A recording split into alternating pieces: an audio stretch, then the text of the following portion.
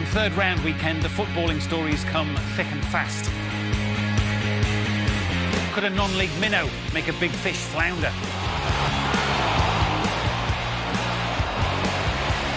There were goals, jeers and tears at Anfield.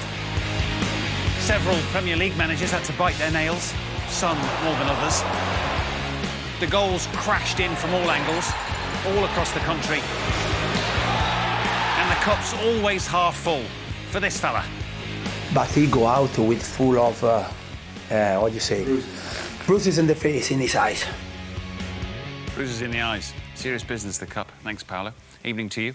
We'll have the action and talking points from the 27 ties played so far over the next 90 minutes. Former FA Cup winners Paul Ince and Gordon Strachan are on hand to offer insight and opinion. Swindon Town, then, once of the Premier League, are now a League Two team under Paolo Di Canio, no less, and have not made round 4 of the FA Cup since 1996.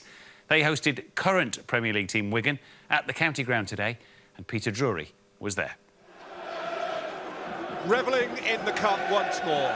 11 years this month since he famously outwitted Fabian Barthez at Old Trafford. Paolo Di Canio targets another upset with a Swindon team which has lost just one of its last 18 games. Naturally, he fields the same 11 which beat Wimbledon here on Monday. Wigan 5 without a win, shake it up for the cup. Caldwell returns from suspension, McManaman from loan at Blackpool. Only Watson and Al-Habsi survive from Tuesday's team.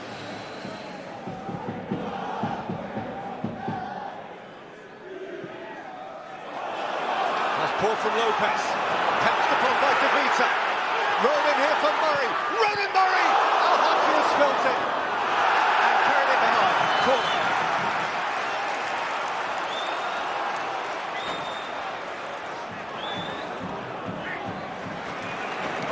Caddis. And he's come out here towards Kennedy. Callum Kennedy! Into the Town end behind. Now this is rousing stuff from Swindon Town. MacArthur's hit it early. McManaman. Callum McManaman, it's a really smart turn. Flint's challenge, penalty.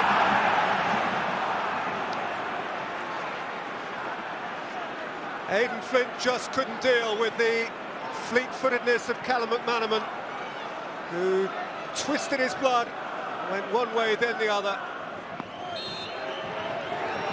Watson for Wigan. Against the post! McManaman!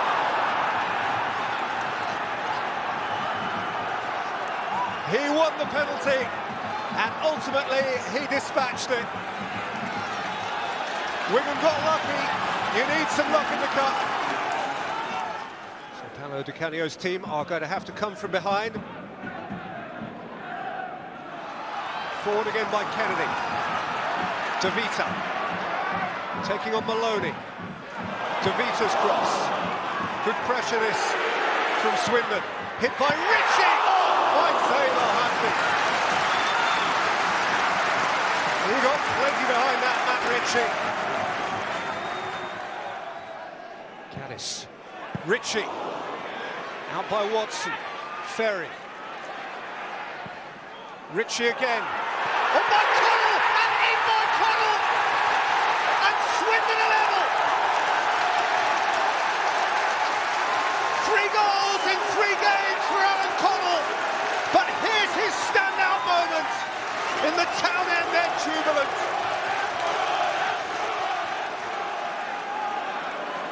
It's felt like a proper cup tie this, right from the very beginning. And boy, it's stoked up now. By McCormack, moved on by Ferry. Lovely exchange with Conley. This is gorgeous football. Ronan Murray. Murray strike! Oh, that's close. That was truly lovely from Swindon. Ritchie, it's another quality delivery. Connor's gone over and is desperate to be awarded something better than Peter Walton is prepared to offer.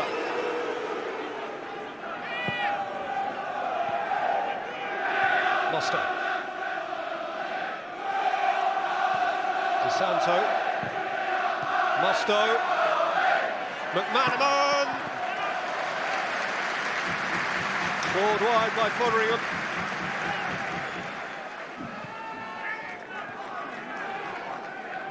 McManaman. That's a smashing ball for Maloney. And it is closed down with great endeavour by Aidan Flynn. Caddis.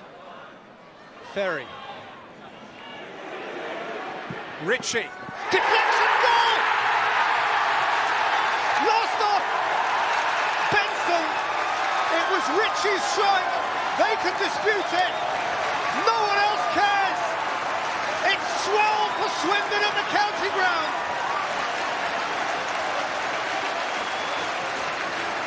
Shock on. Ritchie hit it. Was Benson offside? Might well have been.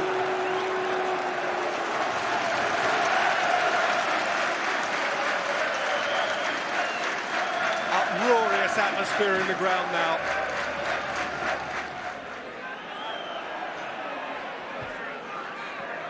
McManaman. McCormack just got a toe on it. Italian cat on a hot tin roof. He cannot stand or sit still. 14,000 whistles waiting for one. There it is! Swindon's special day! Memorable day for the chairman, for his new centre-forward who twitched the goal. The FA Cup's last 32 will involve Swindon Town. Ball number 20 out of League Two and playing football way beyond League Two standard. Deservedly here to beat Wigan Athletic of the Premier League by 2-1. Paolo, to see you at the final whistle there was to understand how much it meant to you on so many levels today. But, you know, when you beat a team like Wigan, 3 league above of you, in the way it came, 1-0 down, this is the best moment in my life. From our point of view, obviously they had that little bit of luck that you need. The second goal is clearly offside. I don't think we had to deal with too much of a threat in the second half. But overall, there's a real fighting spirit and a real togetherness there. And you can clearly see that there are exciting times ahead for Swindon Town. I was happy for my players, for my family, for the fans, for the board. They deserve this, and for my dad up there, because I'm sorry that he couldn't leave this moment. So this is all for all these people, but especially for my dad.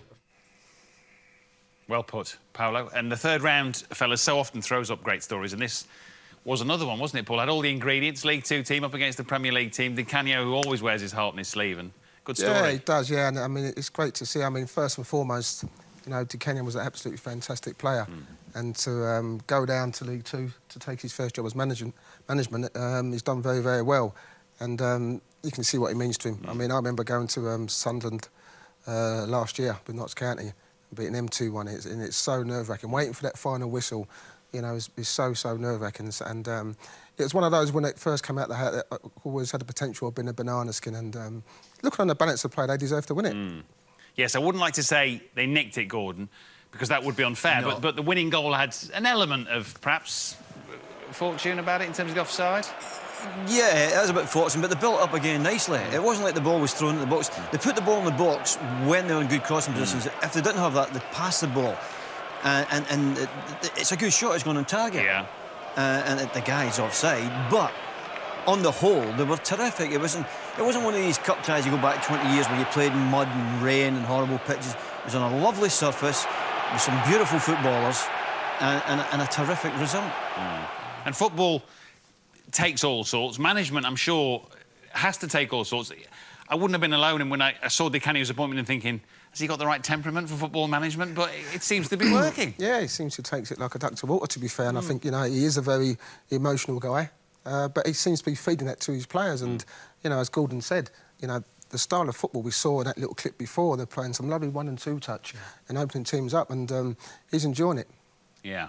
You can't always enjoy it, you know that, but I guess you have to enjoy the good days. Yeah, you're talking about somebody who got beat with Clyde in the cup tie. It doesn't get any worse than that. And people ask you after the game, how do you feel? Yeah. It was terrific. But what he has got, we're all different characters, but when he has a pride in what he does. Yes. He had his pride in his training, he had pride in the way he looked at foot. So he wants a pride in his football team as well, and he has a drive and love for the game, and that's what you need, and you need it through the hard times as well. Absolutely. Congratulations to all, of course, at Swindon.